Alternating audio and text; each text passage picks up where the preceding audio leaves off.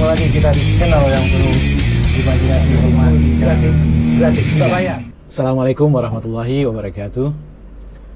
La haula wa la quwata illa billahil aliyil azim. Tiada daya upaya kecuali atas izin Allah yang Maha Tinggi dan Maha Agung. Hanya itu kalimat yang bisa kita ucapkan jauh dari dalam batin kita untuk menghadapi suasana atau situasi yang saat ini semakin hari semakin mencekam karena ledakan kasus virus COVID-19.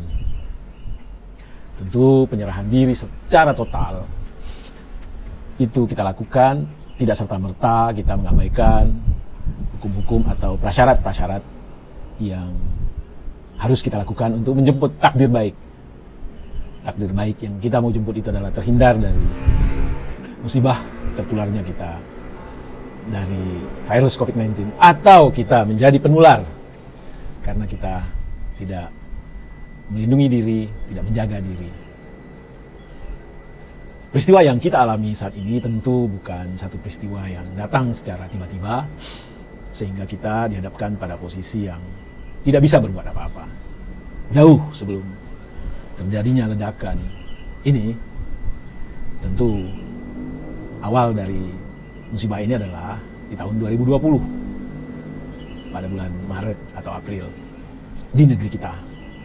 Artinya apa? Sudah lebih dari setahun kita menghadapi situasi yang tidak normal. Tentu keadaan ini membentuk perilaku-perilaku baru hendaknya. Perilaku-perilaku baru yang bisa memprotek diri kita, keluarga kita, masyarakat kita dari kemungkinan tertular virus COVID-19 ini. Dan peristiwa yang kita alami saat ini juga jauh-jauh hari sudah diramalkan oleh para saintis yang ahli dalam bidang virologi bahwa jika keadaan tidak kita antisipasi dengan baik, maka kita bisa menjadi epicentrum baru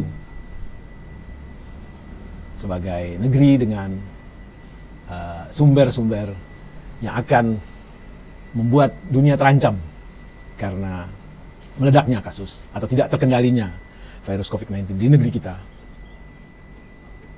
Tentu jika manajemen yang kita pilih adalah manajemen anticipation, baik dalam level kebijakan publik maupun dalam level kita selaku keluarga atau individu masyarakat kecil, manajemen anticipation itu memungkinkan kita untuk menyusun langkah-langkah strategis sebagai antisipasi dari prediksi-prediksi para ahli bahwa akan meledak pandemik ini di negeri kita jika kita tidak memenuhi syarat dan ketentuan yang berlaku. Syarat dan ketentuan itu tentu ada di level negara pusat, ada di level pemerintahan daerah tingkat 1 dan tingkat 2 serta kota media, dan ada di level keluarga serta individu.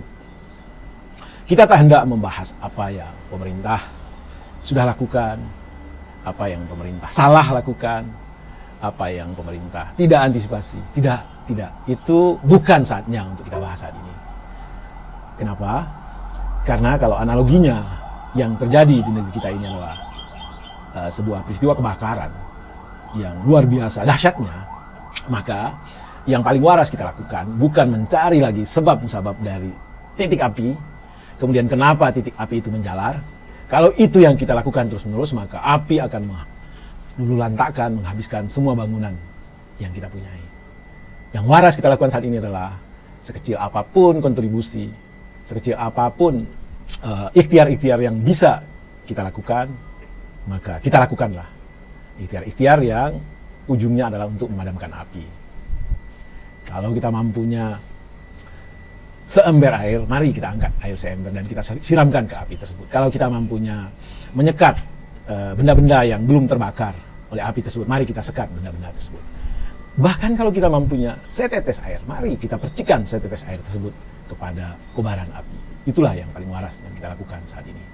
Nah, terkait dengan COVID-19 ini, sebagai individu, sebagai keluarga, sebagai masyarakat, mari kita bicara di ranah kita. Kita tahu para ahli virus mengatakan penularan dari virus ini adalah dari orang ke orang. Orang ke orang. Artinya apa? Mari kita jaga interaksi antar orang ke orang dengan jarak-jarak yang masih memungkinkan diri kita terprotek. 1 meter atau 2 meter, seperti yang ahli katakan. Dan kalau tidak perlu-perlu sekali, ya mari kita batasi untuk berkontak, berrelasi, berhubungan, berkomunikasi dengan pihak ketiga. Yang kita nggak yakin apakah pihak ketiga tersebut steril dari virus ini. Itu satu. Jadi mari kita membatasi interaksi sosial. Dan saat ini pemerintah sedang menerapkan kebijakan yang namanya itu PPKM. Darurat lagi. Mari kita patuhi PPKM tersebut. Yang kedua, virus ini menular dengan cara mencari inang baru melalui air liur, udara, dan dia akan masuk melalui hidung dan mulut. Nah, itulah gunanya. Mari kita memakai masker, menggunakan masker. Dan yang ketiga, virus ini juga bisa hidup dalam durasi tertentu di katakanlah tangan kita, anggota tubuh kita. Nah, karena yang sering berinteraksi dengan benda-benda asing adalah tangan, maka mari sering-sering kita mencuci tangan. Jadi 3M adalah manajemen by anticipation yang bisa kita lakukan. Lalu ada lagi 3T yang domainnya ada di pihak otoritas, yaitu tracing, testing, dan treatment. Nah, kalau kita melihat keadaan saat ini, sungguh sangat menyedihkan sekali bahwa rumah sakit penuh, aparat nakes kita terengah-engah, dan suplai oksigen, obat-obatan juga mulai terbatas.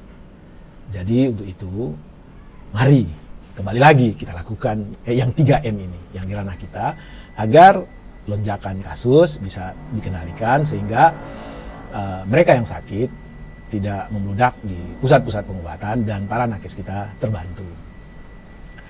Lalu apalagi yang bisa kita harapkan dari keadaan sekarang ini yang mampu secara cepat bisa mengeluarkan kita dari masalah besar ini, terkait dengan 3T ya.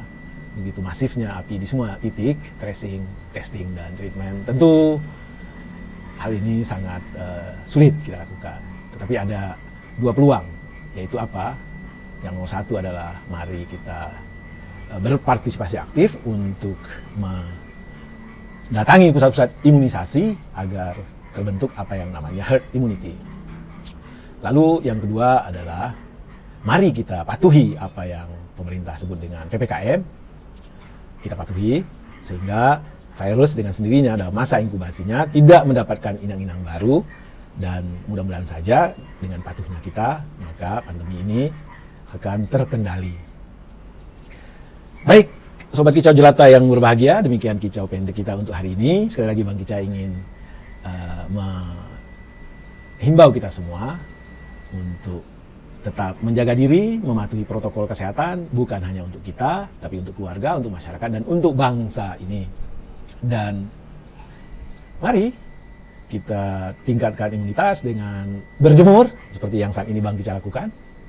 Selalu bergembira, dan saling berbagi hal-hal yang positif dengan teman-teman di grup-grup pertemanan. Assalamualaikum warahmatullahi wabarakatuh. Salam sehat dan bahagia.